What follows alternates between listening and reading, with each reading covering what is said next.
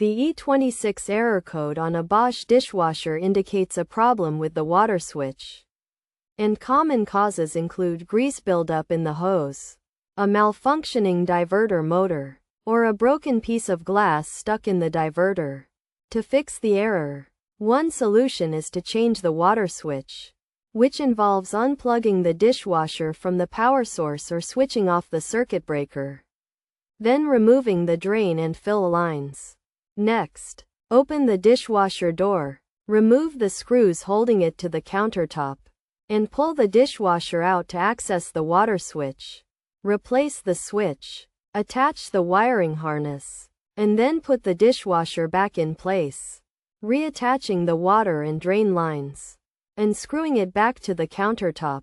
If this solution is too technical or doesn't resolve the issue, contacting the manufacturer's support is recommended, which can be done by calling their support number or filling out a form on their official website. Being sure to have the model number and production code ready, which can be found on the rating plate. If needed, a visit from one of their engineers can be booked to fix the issue.